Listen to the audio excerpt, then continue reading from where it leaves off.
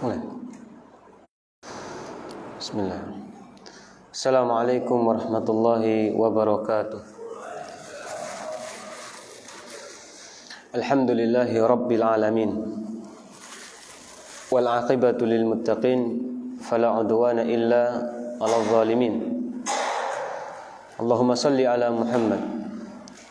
Allahumma salli wa an'im wa barik ala nabiyyina Muhammad wa ala alihi wa sahbihi wa man tabi'ahum bi ihsanin ila yaumiddin, amma ba'd. Qala Allah ta'ala fi kitabihil karim, ya ayyuhalladzina amanu taqullaha wa qulu qawlan sadida yuslih lakum a'malakum wa yaghfir lakum dhunubakum wa man yuti'illaha wa rasulahu faqad faza fawzan 'azima, amma ba'd. Fa inna asdaqal hadithi kitabullah wa khairal hadi hadi Muhammadin sallallahu alaihi wasallam wa syarrul umuri muhdatsatuha fa inna kulla muhdatsatin bid'ah wa kulla bid'atin dhalalah. Ma'asyiral ikhwah hadirin yang dirahmati oleh Allah Subhanahu wa taala. Segala puji bagi Allah Subhanahu wa taala yang senantiasa memberikan kita kesempatan demi kesempatan dan waktu demi waktu untuk bisa melaksanakan ibadah dan bisa senantiasa melaksanakan mendengar, menuntut ilmu yang itu menjadi pedoman hidup kita. Ini adalah suatu nikmat besar yang tidak dimiliki oleh banyak manusia. Maka wajib kita syukuri dan kita jaga, terutama kita jaga dengan amal soleh kita. Karena itulah salah satu ciri ilmu yang bermanfaat, sebagaimana metode para sahabat. Para sahabat radhiyallahu anhum ketika belajar ilmu, belajar agama, mereka bukan hanya mempelajari ilmunya, tapi sepakat para sahabat mempelajari al-ilmu wal amal, ilmu dan amal. Dan salawat serta salam senantiasa kita junjungkan kepada Nabi kita Muhammadin sallallahu alaihi wasallam serta para keluarganya dan para sahabatnya dan siapapun yang mengikuti beliau dengan baik hingga hari kiamat kelak. Hadirin yang dirahmati oleh Allah Subhanahu wa taala, pertemuan bulan yang lalu kita telah membahas masalah surat Al-Mumtahanah ayat 1 yang turun kepada Hatib Ibnu Balta'ah yang membocorkan rahasia kaum muslimin. Dan sudah kita sampaikan ini adalah kesalahan yang sangat besar yang dilakukan oleh Hatib Ibnu Balta'ah. Tapi kesalahan ini Rasulullah sudah cross check, Maka Hatib Ibnu Balta'ah menyatakan, aku melakukan ini bukan karena aku ridho kepada agama mereka. Bukan karena aku ridho kepada agama mereka, bukan aku cinta kepada mereka, tapi supaya ada, kata Hatib Ibnu Balta'ah, ada yadan. Ada yadan artinya ada orang yang bisa melindungi keluarga saya. Ini ada orang yang bisa membalas jasa saya dan mereka bisa melindungi keluarga saya. Sebatas itu. Maka Allah menurunkan hukum tidak layak bagi seorang beriman menjadikan orang-orang selain beriman sebagai wali-wali. Dan di sini Allah menyatakan aduwi wa aduwakum auliya. Musuh Allah dan musuh kalian sebagai penolong-penolong kalian. Baik. Kemudian ikhwani fiddin azani Allah wa iyyakum. Kemudian di sini ada poin yang sangat penting yang disebutkan oleh Syekh Sulaiman, cucu dari Syekh Muhammad bin Abdul Wahhab, rahimahullah, dan juga ada poin yang penting disebutkan oleh Syekh Muhammad bin Syekh Shalih Al-Fauzan. Sebagai komentar juga terhadap apa yang disampaikan oleh Syekh Sulaiman, cucu dari Syekh Muhammad bin Abdul Wahhab. Kesimpulan dari ayat ini, maka beliau mengatakan fa akhbara ta'ala. Di sini Allah mengkhabarkan. Di ayat ini Allah mengkhabarkan anna man tawalla a'da Allah. Siapa saja yang mencintai musuh-musuh Allah. Yang loyal kepada musuh-musuh Allah. Sudah kita jelaskan loyal dari sisi apa? Agama. Wa in kanu aqriba, walaupun mereka ini kerabat dekat. Seperti dalam kasusnya Hatib Ibnu Balta'ah. Hatib Ibnu Balta'ah radhiyallahu anhu. Di situ dia ada kepentingan untuk menolong keluarganya. Ya, tapi tetap disalahkan oleh Allah dan Rasulnya, oleh Nabi Muhammad sallallahu alaihi wasallam. Di sini faqad dhalla sawa'as sabil. Kesimpulan dari ayat di atas, barang siapa, saya ulangi, loyal kepada musuh-musuh Allah walaupun mereka kerabat-kerabat, faqad dhalla sawa'as sabil. Ini adalah sebuah kesesatan. Ya, kesesatan yang nyata, au akhta'as siratal mustaqim. Bahkan dia telah melenceng dari jalan yang lurus. Wa kharaja anhu ila dhalal. Dan jelas keluar dari apa? Keluar dari kebenaran. Artinya ini hal yang sesat, menyesatkan. Ya, dan dia mengarah kepada kesesatan. Kemudian di sini beliau menegur, fa aina hadza mimman yad'i annahu ala siratil mustaqim lam yakhrud anhu. Nah, hati-hati orang-orang yang menganggap ini perkara sepele. Yang menganggap ini perkara sepele. Oh, tidak dikatakan, oh ini nggak boleh orang disesat-sesatkan karena masalah ini. Nggak boleh orang disesat-sesatkan karena masalah seperti ini. Hati-hati, kata Syekh Sulaiman. Kenapa? Karena yang fa inna hadza takdzibun lillah. Karena ini sebuah bentuk pendustaan kepada Allah. Karena yang melarang ini siapa? Bukan kita, tapi Allah dan Rasulnya. Yang melarang hal ini adalah Allah dan Rasulnya. Ketika kita menganggap hal ini perkara sepele, bahkan sampai berani mengatakan, oh nggak apa-apa, ya nggak apa-apa kita ya loyal dari sisi agama, nggak apa-apa kita ya ikut-ikutan ibadah dengan bersama mereka, nggak apa-apa kita meyakini agama mereka, dianggap suatu hal yang biasa, dianggap boleh. Ini ada kandungan takdzibun lillah, mendustakan Allah. Mendustakan Allah Subhanahu wa taala. Dan jelas ulama sepakat barang siapa yang mendustakan Allah fahuwa kafir. Dia bisa murtad. Murtad. Kenapa? Karena ada kandungan menghalalkan apa yang Allah haramkan. Nah, ini hati-hati. Ini pentingnya di sini. Ya. Jadi jangan sampai hal-hal seperti ini dianggap dianggap sepele. Ini perkara akidah. Jangan sampai dianggap sepele dengan alasan-alasan, oh demi persatuan bangsa dan negara. Negara ini nggak akan hancur meskipun kita agamanya beda. Negara ini nggak akan hancur kalau umat Islam benar-benar mempraktekkan agama Islam sesuai yang diturunkan kepada Nabi Muhammad sallallahu alaihi wasallam. Dan sudah kita bahas. Contohnya dalam kasus siapa tadi? Asma bintu Abi Bakrin. Asma bintu Abi Bakrin. Orang tuanya dalam keadaan kafirah datang kepada Asma. Asma menolak karena Asma nggak tahu sebelumnya. Tiba-tiba Rasulullah membolehkan untuk Asma bertemu dengan orang tuanya meskipun dia kafirah. Ya, karena ini suatu bentuk kemanusiaan, tidak ada masalah. Karena ini bukan loyal di dalam urusan agama. Ini urusan kemanusiaan. Dan itu salah satu bentuk keadilan. Dan Islam keadilan tidak memandang hanya sebatas muslim, enggak. Keadilan ini siapapun yang berhak mendapatkan keadilan, baik muslim kafir, maka berhak mendapatkan keadilan. Ya, berhak mendapatkan keadilan. Jadi jangan sampai kita termakan oleh syubhat-syubhat kalau kita terlalu mengklaim selain agama Islam musuh di dalam agama, jangan terlalu termakan isu. Jangan terlalu termakan subhat-subhat seperti itu. Justru dengan kita belajar Islam, kita akan menjadi orang yang adil dan bijaksana. Agama Islam ini agama yang sangat luhur. Agama Islam ini agama yang sangat luhur. Makanya kalau kita belajar tentang orang kafir tuh banyak jenisnya. Sampai dibagi oleh para ulama, kafir itu ada yang kafir harbi, kafir yang boleh diperangi. Siapa? Yang mereka memerangi kita, yang mereka benar-benar nampak peperangannya kepada kita. Selain kafir harbi yang boleh diperangi, ini ada kafir macam-macam. Ada kafir zimmi. Kafir zimmi yang mereka hidup di lingkungan kaum muslimin dan dia bayar pajak, bayar zimmah.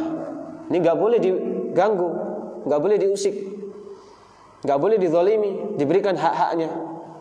Ada kafir yang mu'ahad, yang dia sedang ada perjanjian dengan kaum muslim, perjanjian damai. Nah, ini nggak boleh diperangi. Ya, ada kafir yang misal ada tamu dari luar negeri, ya, kafir yang muktaman, yang diberikan jaminan keamanan. Ya, masuk, ya, tamu dari misalnya dari negara barat dengan paspor, dengan visa, ini nggak boleh kita bunuh, nggak boleh kita ganggu, nggak boleh kita sakiti, karena dia masuk dengan apa? Dengan prosedur yang ada, pakai visa, pakai paspor. Nah, kafir-kafir sini nggak boleh kita ganggu, kita berikan keadilannya, kita berikan keamanannya. Ya, dan itulah Islam. Ya, Islam mengajarkan dengan ajaran yang sangat luar biasa. Ya, makanya tidak ada sesuatu yang lebih tinggi daripada agama Islam. Jadi jangan termakan isu-isu kalau kita terlalu mengklaim kalau agama Islam yang benar, selain agama Islam tidak benar. Ya, kalau kita terlalu mengatakan mereka musuh-musuh kita dari sisi agama, dikhawatirkan akan merusak kewarganegaraan kita. Enggak. Ya, selama kita belajar dengan pengajaran yang benar, seperti tadi paham siapa kafir harbi, insya Allah aman-aman saja. Insya Allah aman-aman saja. Kalau khawarij memang mereka enggak ada bahas ilmiah mereka itu. Ya, sudah kita sering berkali-kali kita ulang hal ini. Mereka enggak ada bahas ilmiah. Ya, mereka baca Al-Quran, mereka pahami Al-Quran, tapi bukan dengan pengajaran yang disebutkan oleh para ulama. Ya, mereka hanya ayat-ayat suci Al-Quran mereka pahami dengan akal mereka sendiri. Sendiri. Sedangkan Rasulullah memperingatkan kepada kita disuruh ikut sunnah, dan ada ikut sunnah khulafa ar-rasyidin. Ini khulafa ar-rasyidin sebagai orang-orang yang membimbing kita. Orang-orang yang membimbing kita. Kemudian ada tabi'in, ada tabi'in, ini semua orang yang membimbing kita. Kalau kita berani keluar dari barisan mereka, lihatlah muncul khawarij, ya, dan muncul syiah, muncul mu'tazilah, muncul jahmiyah, yang mereka keluar dari barisan para warathatul anbiya. Ya, baik. Ini sebagai peringatan bagi kita. Nah, karena menghalalkan apa yang Allah haramkan itu para ulama sepakat ini adalah hal kekufuran. Orang murtad. Ya, menjadikan orang murtad. Contoh, ya, disebutkan di dalam hadis yang sahih, ya, dikeluarkan oleh Imam Tirmidzi. Ya. Suatu ketika sahabat Adi bin Hatim radhiyallahu anhu, sahabat yang mulia, ya, beliau masih dalam keadaan Nasrani.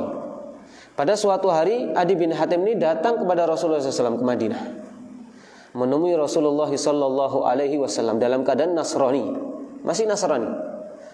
Ketika datang kepada Rasulullah, Adi bin Hatim mendengar Rasulullah membaca salah satu ayat dari surat At-Taubah ayat nomor 13. Rasulullah membaca ittakhadhu ahbarahum wa ruhbanahum arbaban min dunillah.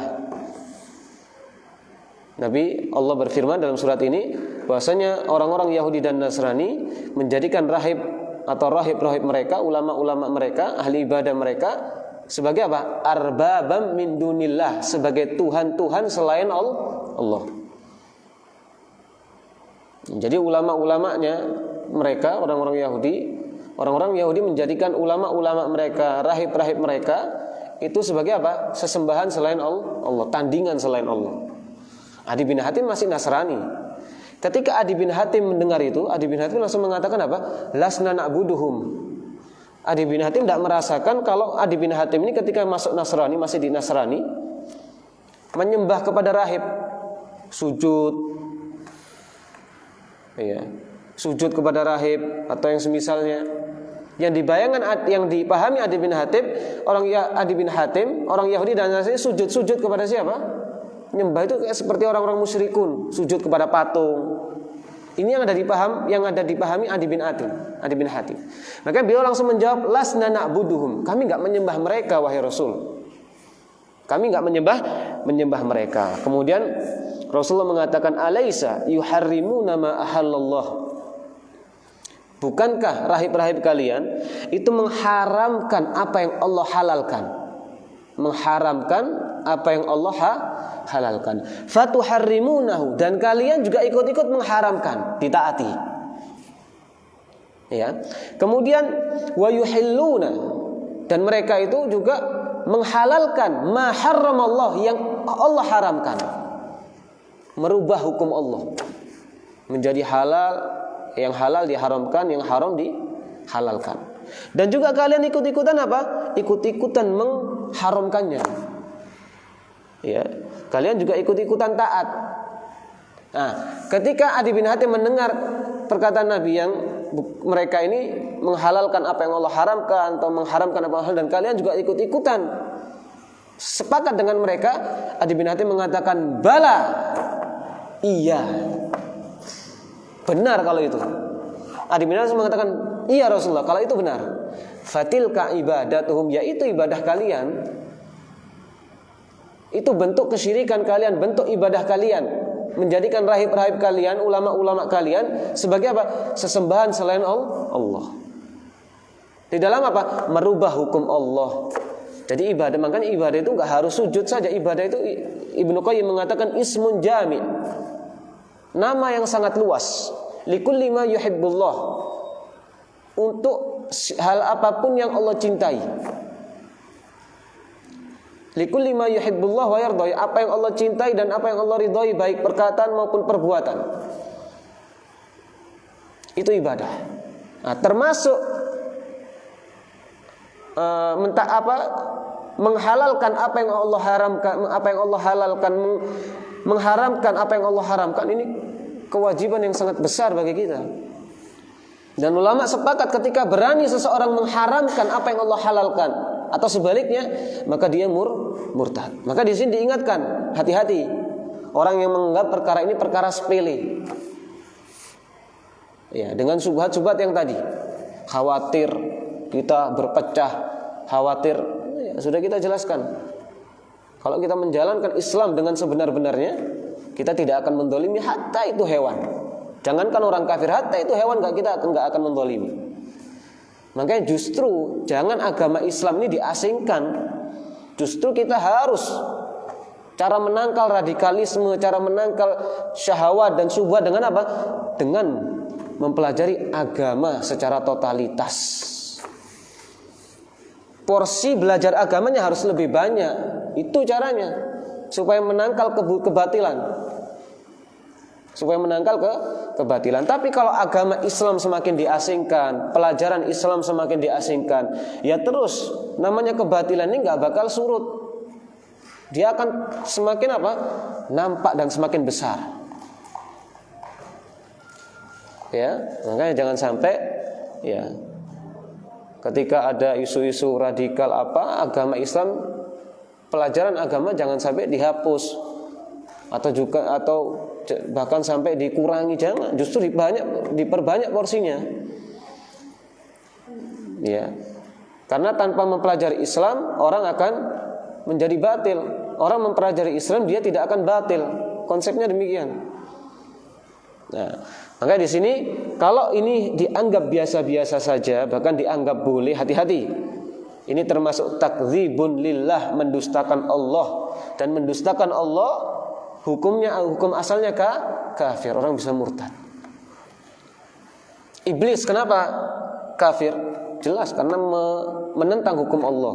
Satu hukum ditentang oleh iblis. Iblis nggak diturunkan Al-Quran, nggak satu Quran ditolak, satu perintah saja. Disuruh sujud kepada Nabi Adam, dia inkar, benar-benar inkar. Padahal tahu Allah, tahu yang menciptakan Adam Allah, tapi karena sifat ingkar yang sangat luar biasa, sifat sombong. Dengan itu dikatakan wa kana minal kafir, dan mereka termasuk orang-orang kafir. Ya, dan begitulah.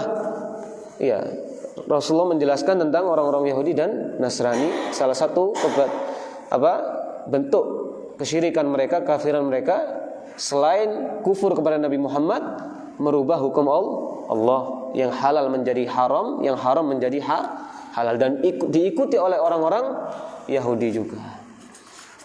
Ya, makanya kitab suci mereka selalu berubah. selalu ada revisi. Kalau Al-Quran nggak ada revisi. Ya, paling beda sampul saja, beda cetakan. Tapi isinya ya sama. Awalnya Al-Fatihah, jumlah ayatnya ya 7 atau 6. Ya, karena memang dijaga oleh Allah Subhanahu wa taala. Di sini juga Syaikh Fauzan mengingatkan wa bayyana Syekh Al-Fauzan ya, tentang apa yang diungkapkan oleh Syekh Sulaiman, wa man istahalla muharraman fahuwa kafir. Ini sepakat, barang siapa yang menghalalkan perkara haram maka dia murtad. Dalilnya tadi, dalil ketika Adi bin Hatim datang ke Madinah dalam kondisi Adi bin Hatim radhiyallahu masih dalam memeluk agama Nasrani.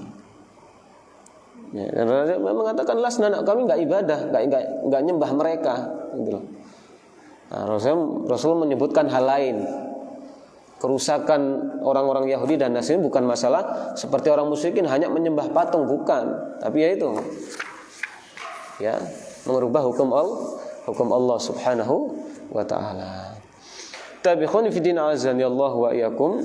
Kemudian kita langsung saja, di sini ada 4 pembagian tentang anwa al-muwalah wa ikhtilaf hukmiha.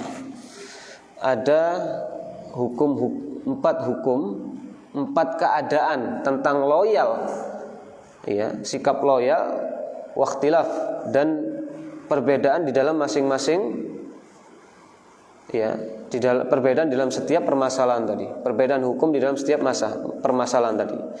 Maka disebutkan di sini fal muwalah wa ahkamuha takhtalifu bi ikhtilafi ahwaliha.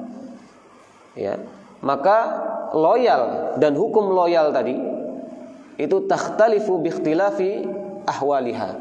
Itu berbeda sesuai dengan keadaan. Memiliki hukum yang berbeda sesuai dengan keadaan. Wa ahwali ashabiha, dan sesuai dengan keadaan siapa? Pelakunya. Nah, jadi ini ada perinciannya. Enggak segala bentuk loyal langsung dikafirkan, enggak. Ini ulama selalu dirinci mana yang dia dikatakan kafir, mana yang dikatakan dia masih dalam, ya, kategori ahlul kabair. Itu diperinci oleh para ulama. Ya, makanya kalau kita selalu ikut bimbingan para ulama, kita enggak menjadi orang yang radikal atau enggak menjadi orang yang serampangan, mudah mengkafirkan, enggak. Tapi lihat Khawarij, enggak mengikuti para sahabat, mudah mengkafirkan. Tapi ketika kita mengikuti para sahabat dan ulama, kita enggak mudah mengkafirkan. Artinya mengkafirkan sesuai memang porsinya yang haknya dikafirkan. Makanya Syaikh Fauzan di dalam pembukaan kitab Nawaqidul Islam untuk menangkal kata-kata ya, ulama-ulama Saudi itu ulama-ulama yang mudah mengkafirkan. Apa jawabnya Syaikh Fauzan? Kita mengkafirkan yang berhak dikafirkan. Simpel jawaban. Jadi Nawaqidul Islam ini memang membahas khusus apa? Pembatal keislaman. Iya. Jadi memang mengkafirkan siapa yang berhak kafir. Artinya kalau enggak berhak dikafirkan, ya enggak boleh kafirkan. Ya. Maka keadaan yang pertama disebutkan di sini faqad takunul muwalil kafirin likufrihim. Loyal kepada orang kafir likufrihim, karena kekufuran mereka. Ini keadaan loyal pertama. Loyal kepada orang kafir likufrihim, karena kekufuran mereka. Ya. Faman walahum lidzalik fahuwa minhum. Maka barang siapa yang mencintai, loyal kepada orang kafir karena kekufuran mereka, fahuwa minhum, maka dia termasuk orang kafir. Berarti bukan orang Islam. Kalaupun Islam dia murtad. Jelas. Karena apa? Dia loyal kepada siapa? Kepada apa? Kekafirannya, ridho. Apalagi sampai berani menyatakan, kita sama dengan mereka, hati-hati. Meskipun kita tidak boleh serampangan mengkafirkan orang, tapi hati-hati. Ini bukan hal yang ringan. Ini berat. Ya, ini hal yang sangat berbahaya. Berani menyatakan, ya meskipun memang terkadang mereka ini menyatakan demikian karena syubhat, bukan karena keyakinan, karena syubhat. Tapi hati-hati, Allah alimun bidzatis sudur. Allah Maha tahu apa yang ada di hati kita. Meskipun orang menyampaikan hal itu karena syubhat, tapi hati-hati. Karena Rasulullah menyampaikan tentang fitnah akhir zaman ini akan ada sosok-sosok yang dia dikategorikan sebagai tokoh-tokoh masyarakat atau tokoh-tokoh agama, yabi'udinahu bi'aradin minad dunya. Sengaja agamanya dijual karena urusan dunia, mempertahankan kepentingan dunia. Ini ada pada akhir zaman. Ini yang mengklaim bukan kita, Rasul sallallahu alaihi wasallam. Makanya hati-hati dalam hal-hal seperti ini. Kita harus menaruh sesuatu pada tempatnya. Nah, kalau orang memang loyal kepada orang kafir karena kekafirannya, karena kekufurannya setuju dengan agamanya, dan ini yang disampaikan oleh Syekh Muhammad bin Abdul Wahab, yang dikafirkan ini. Ya, yang dikafirkan oleh Syekh Muhammad bin Abdul Wahab poinnya ini. Yang dia setuju dengan apa? Kekafiran. Setuju dengan agama lain. Ini yang dikafirkan. Ya. Nah, makanya harus nggak bisa kita mempelajari kitabnya Syekh Muhammad bin Abdul Wahab tanpa bimbingan, asal baca saja enggak. Ya. Asal baca saja enggak boleh. Harus kita mendengarkan, mengikuti apa yang dijelaskan oleh para ulama. Dan ini yang poin yang disebutkan di dalam pembatal yang ke-8. Poin ini. Kemudian yang kedua, faqad takunul muwalil kafir likufrihim. Yang kedua, waqad takunul muwalil kafirin bimasakinihim fi diyarihim wal khurud ma'hum fi hurubihim. Loyal kepada orang kafir dengan tinggal di negara mereka. Tinggal di negara mereka, wal khuruju ma'ahum fi hurubihim, dan ikut berperang di dalam peperangan mereka. Ya. Artinya tinggal di negara kufar dan condong kepada agama mereka. Kalau yang pertama tadi nggak harus tinggal. Yang pertama tadi pokoknya ridho dengan loyal kepada orang kafir karena kekafirannya, dia murtad. Yang kedua, contoh yang kedua, dia tinggal di negara orang kafir sengaja. Tinggal di negara orang kafir. Memilih tinggal di negara, meninggalkan negara kaum muslimin. Ya, dalam rangka apa? Ridho dengan kekafiran mereka. Bahkan ikut menjadi apa? Pasukannya mereka. Ikut memerangi kaum muslimin menjadi pasukannya mereka. Jelas yang seperti ini, dua hal ini yuhkam ala sahibiha bil kufri. Pelakunya dihukumi dengan murtad, kufur yang sifatnya murtad. Ya. Karena para ulama menyebutkan secara asal, hukum asal, para ahlul ilmi itu telah sepakat, kata para ulama, hukum asal tinggal di negara kafir ini haramun. Hukum asalnya demikian. Tinggal di negara kafir atau safar ke negara orang kafir hukumnya haram secara asal. Kita nggak berbicara murtad atau tidak murtad, tapi secara asal hukum kita tinggal di negara mereka, safar ke negara mereka, ini hukumnya haram, nggak boleh. Kecuali dengan dua syarat yang sangat urgent, yang paling penting. Syarat yang pertama, kata para ulama, ini sepakat ya, nggak perlu disebutkan ulamanya sampai sepakat, pokoknya ulama. Syarat yang pertama, yaitu seseorang harus menampakkan agamanya. Syarat yang pertama, seseorang harus mampu menampakkan agamanya. Ya. Bahkan dia harus memiliki perkiraan yang tinggi kalau agamanya itu aman di negara kufar. Jadi harus ada hitung-hitungannya. Sebelum tinggal di negara kafir, di negara orang kafir, negara orang musyrik, harus ada hitung-hitungannya. Yang pertama, bisa tidak kita menampakkan agama kita? Yang kedua, kita harus memiliki perasaan. Perasaan apa? Perkiraan. Aman tidak kita? Aman itu dari sisi agama kita. Ya, ini syarat yang pertama. Ya, kemampuan menegakkan agama dan keamanan tentang agamanya untuk menangkal syahwat dan syubhat. Syahwat dan syubhat. Ya. Syahwat dan syubhat. Yang kedua, memiliki maslahat yang jelas. Memiliki maslahat yang jelas. Maslahat yang jelas apa? Banyak contohnya. Dakwah, mencari ilmu memang tidak ada di negara kita. Artinya belajar ilmu kedokteran boleh. Ya. Yang tidak ada di negara kita, atau memperdalam ilmu kedokteran boleh. Terutama dalam rangka dakwah, ini sangat dianjurkan. Seperti kaum muslimin hijrah ke negeri Habasyah, kan tinggal di negara kafir pada waktu itu. Tapi tinggalnya bukan hanya sekedar tinggal, tujuannya apa? Dakwah. Sampai Raja Najasyi masuk ke dalam agama Islam. Ini enggak apa-apa. Harus ada maslahat yang jelas. Harus ada maslahat yang jelas. Atau misalnya dalam rangka tijarah, berdagang boleh. Dalam rangka berdagang boleh. Ya. Nah, dua syarat ini harus ada. Dua syarat ini harus ada. Ini syarat utama. Bolehnya kita tinggal di negara kafir atau safar ke negara mereka. Artinya meskipun kita memiliki, ya, ada syarat yang kedua, kita di situ berdakwah misalnya, atau menuntut ilmu, berdagang. Tapi kita syarat yang pertama nggak ada. Kita memiliki hitung-hitungannya. Oh, ana kalau ke sana, ana nggak bisa menjamin agama ana. Ana kayaknya iman ana ini lemah, nggak kuat lihat kemungkaran di sana. Ini nggak boleh sudah. Meskipun ada maslahat yang jelas. Tapi kalau dia punya perhitungan, oh saya ini lemah, saya ini gampang goyang. Kadang kita itu harus tahu diri. Dan kemungkinan besar ketika saya tinggal di sana saya tidak kuat.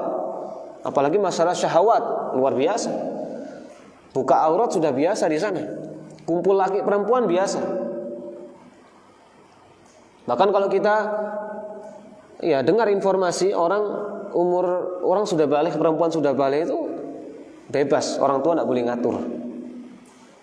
Mau ngapain aja bebas. Kita punya keluarga di Imarat sana. Ya. Kita dapat info dari sepupu kita, ada temannya kuliah di Amerika. Kuliah di Amerika ini tujuannya ya memperdalam ilmu. Subhanallah, nggak sampai 1 tahun pulang. Orang awam nggak sampai 1 tahun pulang. Kita tanya, kenapa kok cepat? Gak kuat hidup di sana. Subhanallah, ketika pulang apa? Justru dia menjadi apa? Jadi ahluddin. Pulang ke Dubai, ke Imarat, dia langsung menuntut ilmu agama. Ya, nggak sampai 1 tahun pulang. Alasan utama apa? Bukan karena uang, bukan karena nggak kuat lihat kemungkaran di sana. Dia merasa nggak aman. Bahkan pulang menjadi siapa? Menjadi ahluddin. Bahkan sahib-sahibnya kalau tanya agama ke dia sekarang. Dulunya nggak cuek sama agama dia, nggak peduli. Dan Ana tahu orangnya waktu. Ana pernah ke sana, ketemu, cuek sama agama. Sholat, pokoknya sholat ya asal sholat, karena memang nggak belajar. Ya sama kayak orang awam di sini kan gitu, sholat asal sholat. Ya. Tapi sebaliknya, itulah hidayah. Ya, artinya ini realita gitu loh. Kerusakan masalah syahwat dan syubhat itu bukan isu saja, realita. Ya, makanya ulama mengingatkan 2 syarat ini harus terpenuhi semua. Ketika 2 syarat terpenuhi semua, tafadhol, ahlan wa sahlan. Boleh. Ya, boleh seorang tinggal di negara orang kafir. Karena Rasulullah SAW, ya, di sini dalil, ya, 2 poin tadi ini jelas hukumnya murtad. Karena Allah mengancam wa may yatawallahum minkum fa innahu minhum. Di dalam surat Al-Maidah. Di antara kalian yang loyal kepada mereka, maka kalian termasuk dari mereka. Dan juga secara asal Rasulullah ini pernah bersabda di dalam sebuah hadis yang sahih, man jama'al musyrikina wa sakana fihi wa sakana ma'ahu fa innahu minhu. Ya, barang siapa yang berkumpul dengan orang-orang musyrik dan tinggal di negara musyrik, fa innahu mithluhu, maka dia akan menjadi seperti orang musyrik atau orang kafir. Nah, Bahkan di dalam surat An-Nisa ya, ayat nomor 97 Allah menjelaskan ya. Allah berfirman, illa innal ladzina tawaffatuhumul malaikatu dzalimi anfusihim. Allah berfirman, sesungguhnya orang-orang yang diwafatkan oleh malaikat dalam keadaan menzalimi diri mereka sendiri. Ya, dalam keadaan menzalimi diri mereka sendiri. Apa yang dimaksud menzalimi diri mereka sendiri? Para ulama menjelaskan sebab nuzulnya ayat ini adalah kepada orang muslim yang sudah mengucapkan 2 kalimat syahadat, yang sudah menjadi muslim tapi tidak mau hijrah ke Madinah. Dalam keadaan apa? Dia mampu berhijrah. Jadi di Mekah ini ada sebagian orang muslim yang dia enggak berhijrah ikut Rasulullah ke Madinah. Nah, itu ada 2 golongan, ada yang sengaja tidak hijrah, ada yang memang enggak mampu. Dan ayat ini khusus menegur siapa? Orang yang enggak mau berhijrah padahal dia mampu berhijrah. Nah, ini turun kepada orang sebagian kecil, orang yang sudah Islam, dia nggak mau berhijrah ke Madinah, padahal mereka mampu berhijrah. Allah menyatakan apa? Innal ladzina tawaffatuhumul malaika. Orang-orang yang diwafatkan oleh malaikat dalam keadaan apa? Zalimi anfusihim, menzalimi diri mereka sendiri. Siapa? Orang-orang yang berada di Mekah, muslim, dia tidak mau berhijrah padahal dia mampu. Ya. Kemudian qalu fima kuntum. Ini yang menegur malaikat. Ya. Malaikat menegur mereka, artinya bertanya, bagaimana agama kalian ini?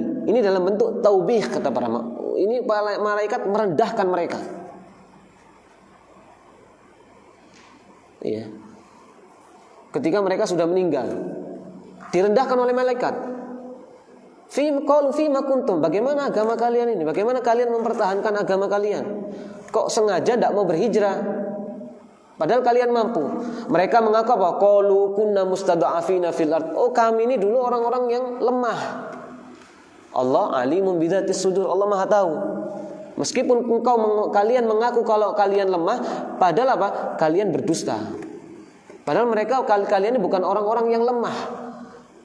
Ya, maka Allah langsung menjawab, qalu alam takun ardullahi wasi'atan. Bukankah bumi Allah itu luas? Fatuhajiru fiha. Kalian bisa berhijrah. Bumi Allah itu luas. Ya, bumi Allah itu luas. Faulaika ma'wahum jahannam. Di sini Allah di dalam ayat ini Allah mengatakan apa? Faulaika ma'wahum jahannam. Mengancam dengan apa? Neraka jahannam. Wasa'at masir. Dan itulah seburuk-buruk tempat kembali. Jadi secara asal tinggal di negara orang kafir enggak boleh. Maka Rasulullah mengatakan man jama'al musyrika wa sakana fi fa innahu mithluh. Enggak hanya itu, Rasulullah juga bersabda dalam hadis yang lain dikeluarkan oleh Imam Tirmidzi, Imam Abu Dawud. Ya, Rasulullah mengatakan ana bari min kulli muslim.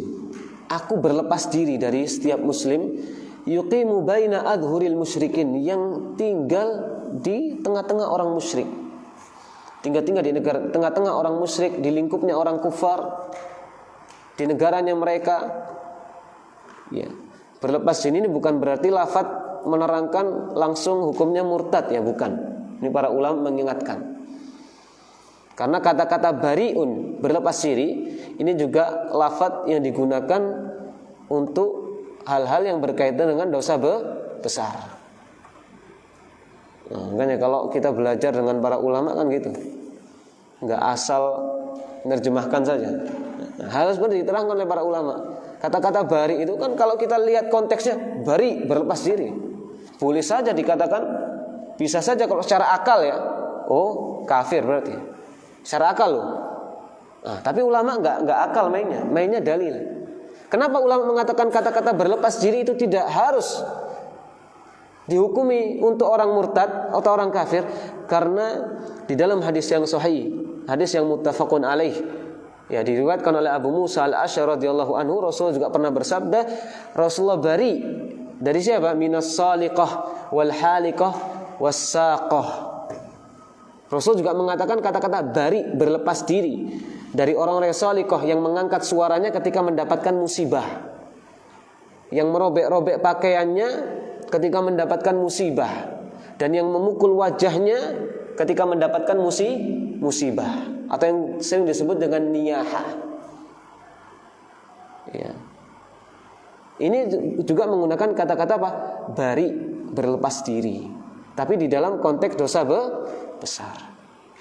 Artinya secara umum Rasulullah berlepas diri. Rasulullah tidak bisa menjamin keselamatan mereka. Dari sisi apa? Akidahnya, agamanya, darahnya. Ini Rasulullah bari, berlepas diri, nggak bisa nanggung. Tapi kalau tinggal di negara kaum muslimin, Rasulullah menanggung. Karena Rasulullah sudah menyampaikan al-muslim akhul muslim. Seorang muslim sesama muslim satu saudara. Haram, bahkan menjelaskan haram damuhu wa irduhu wa maluhu. Tidak boleh ditumpahkan darahnya. Tidak boleh ditumpahkan darahnya. Tab azan dulu.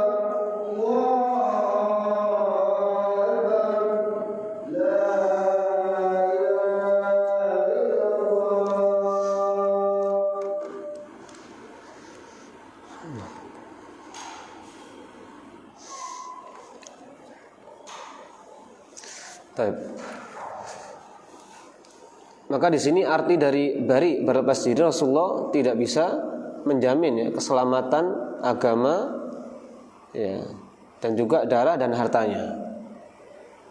Ya. Karena tadi kalau ya sesama muslim itu darah dan hartanya pun dijaga. Tidak boleh ditumpahkan, tidak boleh dicuri. Ya, bahkan kehormatannya tidak boleh direndahkan. Ya. Dan juga konsep agama Islam keadilan. Nah, jadi misalnya ketika darahnya dizalimi, ditumpahkan, nah, maka ada hukum kisos. Ya, masih terjaga gitu. Tapi kalau orang muslim dia tinggal di negara kafir dan dia sampai dizalimi, hartanya dirampas, Rasul berlepas diri.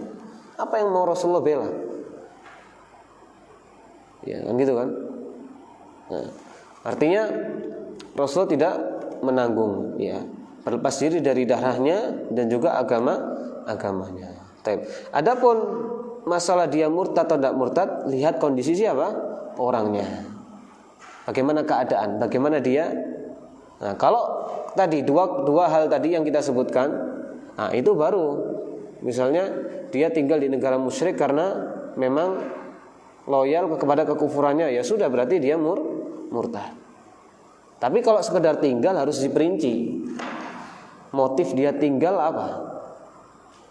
Ya, maka ulama sepakat orang yang sengaja tinggal di negara kafir dalam rangka meninggalkan agamanya, ya, dalam rangka meninggalkan agamanya, maka ini sebuah kekufuran.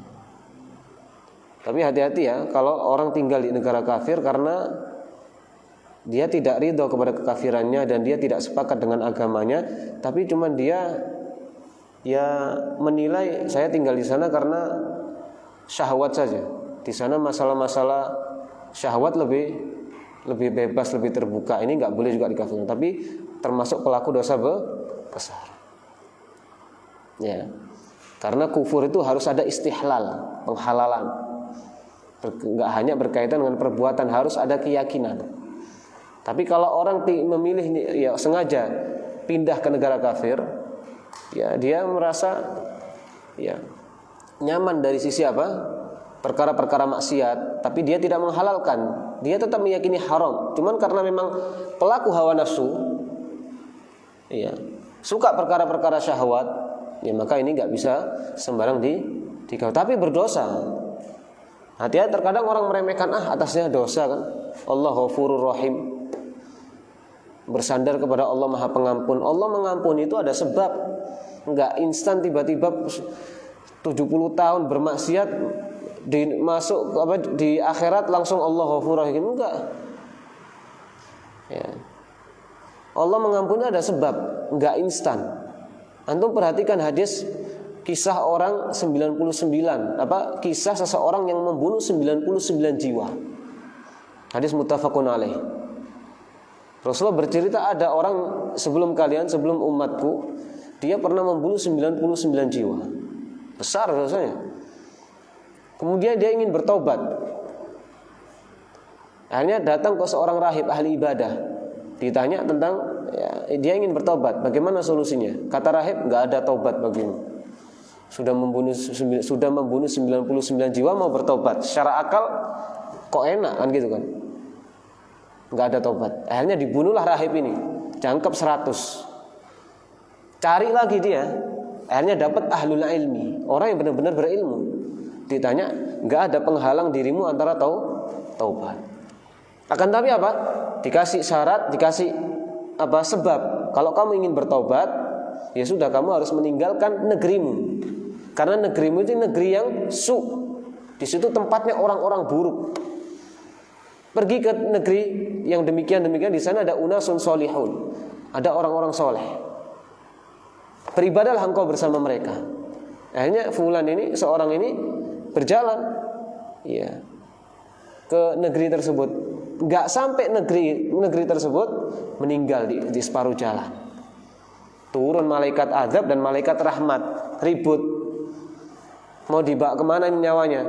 Malaikat azab ingin membawa karena apa? Lam ya'mal khairan qad. Ini belum beramal, enggak masuk surga. Kata malaikat rahmat, dia sudah bertobat. Akhirnya turunlah malaikat yang diukur jaraknya lebih dekat kemana? Ardusu atau yang tempat baik atau tempat buruk. Ternyata dia meninggal dekat dengan tempat yang baik, sesuai dengan arahan orang alim, baru diampuni. Nah, jadi taubat itu Allah mengampuni itu ada sebab. Padahal dia belum beramal. Dia belum amal satu amalan. Tapi karena dia sudah bertobat dan dia membenahi benar-benar sungguh-sungguh taubatnya, maka 100 nyawa yang dia bunuh Allah mengampuni semuanya. Karena ada sebab. Tapi ini enggak ada sebab, suka maksiat, enggak pernah tobat, enggak pernah beramal, dan sengaja tinggal di negara orang kafir supaya apa? Kemaksiatan semakin mudah, tiba-tiba yakin di akhirat diampuni. Mustahil. Dan hati-hati, azab di akhirat pedih. Setiap tubuh ini hancur, kullama nadijat juluduhum, kalau sudah semuanya hancur, maka badalna juludan ghair, Allah akan ganti dengan kulit dan daging yang baru. Ya, kalau orang berani meremehkan azab akhirat, ya ini dialognya dengan akal, enggak perlu dengan dalil. Bagaimana? Coba ambil setrika, tempelkan ke kulitnya. Pasti dia nggak kuat. Bagaimana kok meremehkan azab neraka? Sedangkan terik di siang hari yang panasnya luar biasa, yang terkadang kita nggak kuat mau keluar, bahkan sampai ngomel-ngomel. Ya. Itu apa? Min fayhi jahannam, dari uapnya api neraka. Antum bayangkan kena uapnya saja kita siang nggak mau keluar, tutupan jaket, ya, takut apa?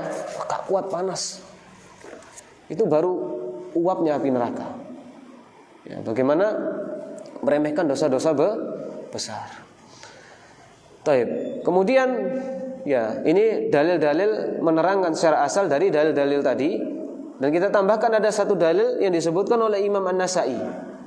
Jarir bin Abdullah ya pernah berbaiat kepada Rasul sallallahu alaihi wasallam. Salah satu isi baiatnya yang disebutkan di dalam hadis yang sahih adalah ayyufariqal musyrikin. Salah satu isi baiatnya. Ya, Jarir bin Abdullah pernah suatu ketika berbaiat kepada Rasul. Ya. Di antara isi baiatnya pertama menegakkan tauhid. Kemudian iqamis shalah, menegakkan salat. Ya, menunaikan zakat, dan isi baiat yang terakhir ayyufariqal musyrikin. Berpisah dari barisan kaum musyrikin. Itu isi baiat perjanjian Jarir bin Abdullah dengan Rasulullah sallallahu alaihi wasallam, disebutkan oleh Imam Nasa'i di dalam Sunannya. Nah, maka dari kumpulan hadis-hadis dan ayat, secara asal tinggal di negara orang kafir atau safar ke negara mereka hukumnya haram. Hukumnya haram, tidak boleh, kecuali syarat-syarat dua hal yang disebutkan tadi. Ketika memang ada maslahat yang jelas, dakwah, berobat, boleh berobat. Jadi jangan orang berobat dikafir-kafirkan, jangan, boleh. Bahkan kita memiliki perjanjian, ya, menjalin kerjasama dengan mereka di dalam urusan hal ini, boleh.